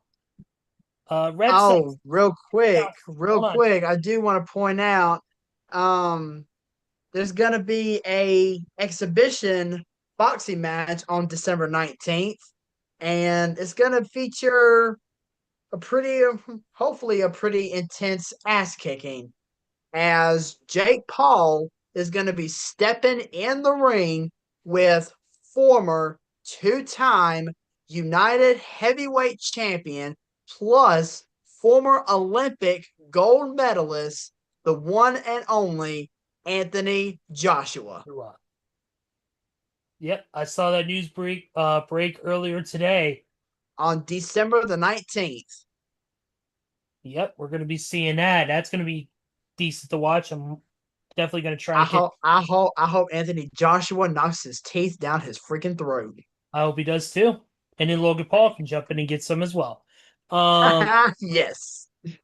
also too, real quick in the world of the major leagues, Chris Murphy, the left-hander for the Red Sox, has been traded to the Chicago White Sox.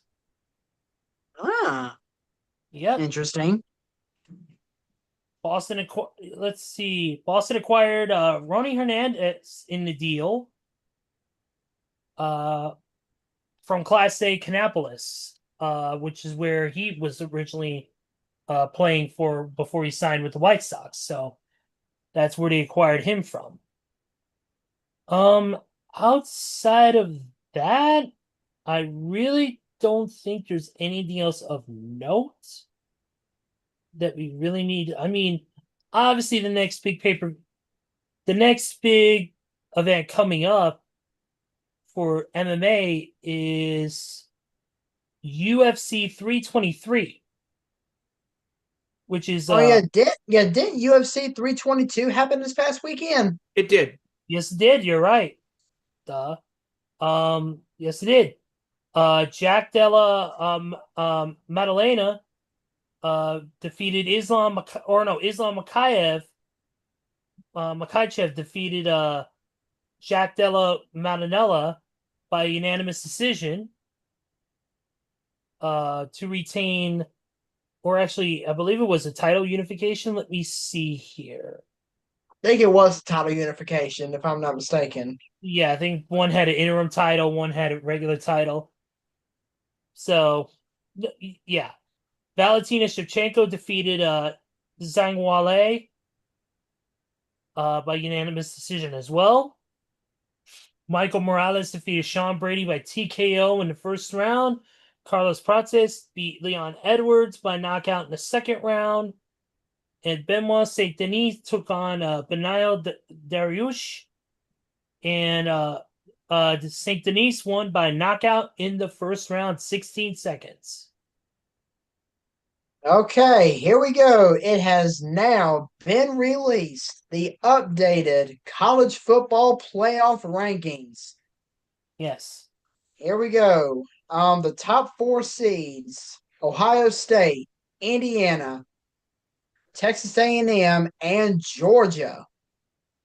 The matchups as of right now, we'll see number 5 Texas Tech against number 12 Tulane, number 6 Ole Miss against number 11 Miami, number 7 Oregon against number 10 Alabama, and number 8 Oklahoma against number 9 Notre Dame. Great matchups there. Mm-hmm. Absolutely. Some great matchups there. And we're getting ever so closer to locking those rankings down for good and seeing Yeah, what we got a lot of everything teams goes. have cupcake games this week, but then next week, whoa, it's going to be rivalry week to the core. We're going to feature some great games in week 13. Georgia against Georgia Tech, Ohio State, Michigan, Texas A&M and Texas, Alabama and Auburn. We're going to have some good games in week 13, buddy. Yes, sir. Yep. Anything else you guys want to get into before we knock it out for today? I think I'm good. Think I'm good as well. All right. Well, Joey, let's hit your final thoughts for today. Let's get them. Great show with you guys.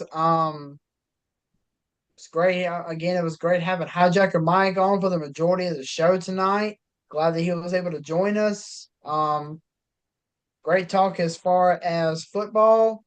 I do know we got Thanksgiving coming up a week from Thursday, in which, by the way, are we gonna do our top five Thanksgiving dishes next week? Yes, we are. All right. Right. So What do you think, but Steven, next week? next week we're gonna give our individual top 5 Thanksgiving dishes to kind of provide a twist for next week's show. But until then, enjoy the sports, enjoy the football, and if you're in a cold environment, which I'm sure most of us are, make sure you try to stay warm. But that's it for me. See y'all next week. Peace out. Steven, you know what to do, brother. Yes, I do. Great job by you guys. Thank you to Don for being here in the chat, my man. Thank you to those that tune in on demand as well. And great having HiJacker on with us for the majority of the show. Always great having him on. Like Ed said, he is a fun guy to be around. He is a complete riot and great getting his thoughts on the world of sports. Great getting him involved in the pick segment this week. As always, thanks to Kevin for sending in his scores this week and his team names. As always, great stuff. And just an all-around great show with you guys here today. And man, it is just this season is flying by. We're enjoying every single second of this season. Looking forward to next week as we recap Week 12, give you our top 5 Thanksgiving dishes to change it up a little bit. With Thanksgiving happening next Thursday. Hope you guys are staying warm out there, and as it starts to get cold outside. And thank you for tuning in tonight. And for those that tuning in on demand, thank you very much as well. You can follow us on Twitter or X at Owen_Sports You can also follow us right there on the Facebook page at facebook.com/NationSportsShow. You can also follow us right here on the YouTube channel where we are live on most Tuesday nights, 7 o'clock on the East, 6 Central, 4 o'clock on the West at youtube.com/NationSportsShow. And also don't forget to follow the Nation's Corner on Twitter or X at Nation's Corner. Facebook, the Instagram, and the YouTube channels are all at the Nation's Corner. And the guys and the gal are usually live on a Saturday night where it's all right talking about little pro wrestling. RASSLIN, that spells wrestling, at youtube.com/Nation's Corner. 7 o'clock on the East, 6 on the Central Time Zone, 4 o'clock on the West Coast. And it's going to be a very busy week in the world of pro wrestling. WWE hot and heavy as they make the turn. We are almost a week away from Survivor Series in San Diego. And AEW Full Gear is taking place this Saturday night in New Jersey at the Prudential Center. That'll be happening on Saturday. There's some good matches on that card. Check it out. Obviously, it's amazing how quick this year has gone by. And just, it is amazing how we are less than a couple of weeks away from December, man. And it's been a great year for us. Looking forward to continuing it next week as we recap Week 12 in the NFL, talking about all things sports, NFL, NBA, and whatever the hell we decide to get into. Thank you guys for tuning in tonight. Ezra, wrap this up, my friend. Yes, absolutely, man. Thank you guys so much for joining us on the show today. We appreciate it. Like, subscribe, and share with your friends and family. We'd love to hear it. Steve has said, follow our individual social medias. Take Command 1992. Steven at Steven_Wyand. Me, Deadman469. Mr. Mac for HiJacker Mike. MISTAMACC. Follow him there as well. And of course, Kevin's, which I don't remember that well right now because my brain is fried. But you can follow us there on those, and also don't forget to follow at Too Sweet Cosplay across all socials. As of right now, we are currently working on mainly just our regular plans for C2E. So as far as going, our hotels are booked. Now it's just a matter of waiting on other things, and we will let you know if anything becomes, as Adam Pierce would say, official when it comes to us doing anything for the con itself. Just keep an eye on our social medias as we creep closer. March 27th through 29th, C2E2.com for tickets. All right, guys, that's it for tonight. We appreciate it once again. So, for Kevin Rory, for HiJacker Mike, for Stevie Wyand, for Joey Thornton, everybody in the Sports Show Nation, I am Ezra Vickery, and we will see you all next week for another great edition of our Nation Sports Show. Take care, everybody. You have a great week, and we will see you all next time. Same time, same YouTube channel next week. Top 5 Thanksgiving dishes and everything in the world of sports. Peace out. Have a good night. Turn me up. Turn me up. Turn me up. Turn me up.